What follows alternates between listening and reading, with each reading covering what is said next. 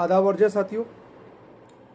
आज हम बात करेंगे किसी प्रीवियस एविडेंस की सब्सिक्वेंट प्रोसीडिंग में रिलेवेंसी के बारे में, यानी पूर्व साक्ष्य की सुसंगति पश्चातवर्ती कार्रवाई में कब होगी। यह सिद्धांत भारतीय साक्ष्य अधिनियम 1872 की धारा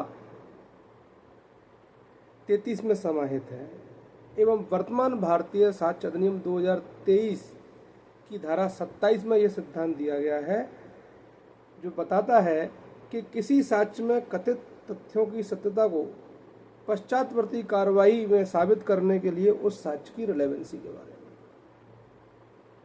अर्थात हमने पहले किसी प्रोसीडिंग में किसी बंदे ने कोई एविडेंस दी है और उस एविडेंस की सत्यता को हम किसी बाद में होने वाली कार्रवाई में साबित करना चाहते हैं, तो वह कब रिलेवेंट होगी, यह बताता है हमको भारतीय साक्ष्य अधिनियम 1872 की धारा 33 एवं वर्तमान भारतीय साक्ष्य अधिनियम 2023 की धारा 27। तो यह सेक्शन ये कहता है कि वह साक्ष्य जो किसी साक्षी ने किसी न्यायिक कार्रवाई में, तो पहली बात क्या निकल के आई, कहाँ दिया है वह साक्ष्य, न्यायिक कार्रवाई में, जुडिशियल प्रोसीडिंग में। तो किसी साक्षी ने कोई साक्ष्य किसी न्यायिक कार्रवाई में दिया है या किसी ऐसे व्यक्ति के सामने दिया है जो व्यक्ति उस एविडेंस को रिकॉर्ड करने के लिए, लेने के लिए लॉ के द्वारा ऑथोराइज्ड है, यानी विधि द्वारा प्राधिकृत पर्सन है। यानी वह साक्ष्य न्यायिक कार्रवाई में दी गई हो या किसी ऑथोराइज्ड पर्सन जो एविडेंस लेने के लिए लॉ के द्वारा एम्पावर्ड किया गया है, उसके सामने वह एविडेंस दी गई हो। उन तथ्यों की सत्यता को जो उसकी एविडेंस में कही गई है, या तो हम उसी पश्चातवर्ती न्यायिक कार्रवाई में, पश्चातवर्ती यानी सब्सिक्वेंट, जो बाद में कोई न्यायिक कार्रवाई होती है उसमें दिया जा सकता है, या उसी न्यायिक कार्रवाई के आगामी प्रक्रम में सुसंगत होगा। कब? यह तब रिलेवेंट माना जाएगा जब वह साक्षी मर गया है, मिल नहीं सकता है, साक्ष्य देने के लिए असमर्थ हो गया है, या उसकी हाजिरी इतनी विलंब या व्यय के बिना प्राप्त नहीं की जा सकती जितना उस मामले में न्यायालय को युक्त यानी अनरीजनेबल प्रतीत होता है। तो हम किसी प्रीवियस प्रोसीडिंग में दी गई एविडेंस को अगर किसी सब्सिक्वेंट प्रोसीडिंग में यूज करना चाहते हैं, उसमें कथित तथ्यों की सत्यता को साबित करना चाहते हैं, तो वह रिलेवेंट किन कंडीशन में होगा, यह हमको धारा 33 पुराने एविडेंस एक्ट की या वर्तमान एविडेंस एक्ट की धारा 27 हमको बताती है। अब कब हो सकता है ऐसा? मान लीजिए किसी मामले की रीट्रायल का आदेश दे दिया गया हो, या किसी मामले के नए विचारण का आदेश दे दिया गया हो, मामला अपील में गया, न्यायालय का नहीं, इसमें दोबारा से एविडेंस लीजिए, तो ऐसा हो सकता है, या तो रीट्रायल हो या पुनः विचारण हो। लेकिन तो इसकी शर्तें क्या है? पहली शर्त, न्यायिक कार्रवाई में दिया गया हो एविडेंस। दूसरी शर्त, विधि द्वारा एम्पावर्ड पर्सन जो एविडेंस लेने के लिए अधिकृत है उसके सामने दिया गया है। हम उस एविडेंस को बाद वाली कार्रवाई में यूज करना चाहते हैं, तो कब कर सकते हैं? जब वो साक्षी को साक्ष्य में नहीं बुलाया जा सकता, वह व्यक्ति साक्ष्य देने नहीं आ सकता।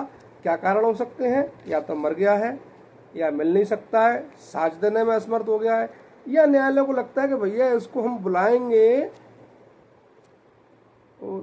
अंतरिक्ष में गया हुआ मान लीजिए कोई व्यक्ति, अब वो 2 साल बाद आएगा, अब 2 साल बाद अगर वो आया तो उस मामले का जो ग्रेविटी है, उस मामले का महत्व ही खत्म हो जाएगा। रेमेडी आज चाहिए, किसी व्यक्ति को कहीं से बुलाने में बहुत लंबा समय लगेगा, जबकि न्यायालय समझता है कि इतने लंबे समय में इसको हम बुलाएंगे, हाजिर कराएंगे, तो ये अनरीजनेबल है भाई इस मामले के लिए, ये कंडीशन हो सकती है। अब लेकिन इस एविडेंस को लिया कब जाएगा, तो इसकी 3 शर्तें हैं। सबसे पहली शर्त, सेम पार्टीज या उनके लीगल रिप्रेजेंटेटिव, यानी जो कार्रवाई पहले वाली कार्रवाई थी वह बाद वाली कार्रवाई में वही पक्षकार होने चाहिए जो पहली वाली कार्रवाई में थे, या कार्रवाई उनके हित प्रतिनिधियों के बीच में होना चाहिए।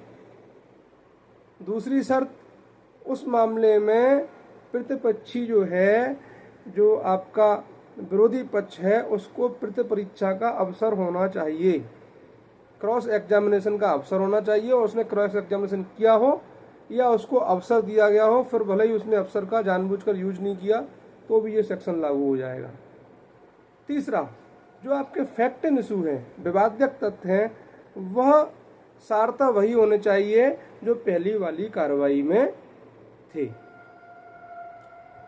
तो क्या बात निकल के आई, किसी प्रीवियस प्रोसीडिंग्स में, किसी न्यायिक कार्रवाई में या साक्ष्य लेने के लिए अधिकृत किसी व्यक्ति के समक्ष कोई साक्ष्य दिया गया है, तो उन तथ्यों की सत्ता को बाद वाली कार्रवाई में तब साबित किया जा सकता है, तब रिलेवेंट माने जाएंगे जब उस साक्षी को साक्ष्य में नहीं बुलाया जा सकता, या तो मर गया, मिल नहीं रहा, या बुलाना उसका असंभव है या अनरीजनेबल है। और उसकी 3 शर्तें और हैं। कब? जब सेम पार्टीज, पहले वाली कार्रवाई वही पार्टीज थी, यानी कार्रवाइयाँ उन्हीं पक्षकारों के बीच में होनी चाहिए जो पहली वाली कार्रवाई में थे, या उनके हित प्रतिनिधियों के बीच में होना चाहिए। प्रथम कार्रवाई में उस विपक्षी को क्रॉस एग्जामिनेशन का अवसर होना चाहिए या उसने क्रॉस एग्जामिनेशन किया हो, और जो फैक्ट एंड इशू है वो समान होने चाहिए, वही होने चाहिए जो पहली वाली कार्रवाई में थे। इसका जो एक्सप्लेनेशन यह कहता है कि दांडिक विचारण या जांच जो है उसमें यह माना जाएगा कि ये कार्रवाई अभियोजक और अभियुक्त के बीच में है। इस संबंध में जो VM Mathew versus VS Sharma, VM Mathew बनाम वीएस शर्मा का एक केस लॉ है 1995 एससीसी, पेज नंबर 122 में ये केस लॉ दिया गया था, जिसमें न्यायालय ने कहा कि विपक्ष का तात्पर्य उस पक्ष से है जिसके विरोध में साक्ष्य दिया गया है। तो ये जो सारे फैक्ट हैं इनको ध्यान रखना है, एग्जाम के लिए बहुत इम्पोर्टेंट फैक्ट हैं, एवं आप अगर प्रैक्टिस करते हैं उसके लिए भी बहुत इम्पोर्टेंट सेक्शन है ये। किसी एग्ज़ाम में आप बैठ रहे हैं, आईएएस या पीएससी या एडीपीओ सिविल जज के एग्ज़ाम में, तो बहुत ही महत्वपूर्ण सेक्शन है। और इस सेक्शन में जो सिद्धांत दिया गया है वो सिद्धांत यही है कि प्रीवियस प्रोसीडिंग में अगर कोई एविडेंस दी गई है तो वो सब्सिक्वेंट प्रोसीडिंग में कब रिलेवेंट होगी, ये हमको सेक्शन 33 भारतीय साक्ष्य अधिनियम 1872 या वर्तमान भारतीय साक्ष्य अधिनियम 2023 की धारा 27 बताती है। जय हिंद, जय भारत, धन्यवाद।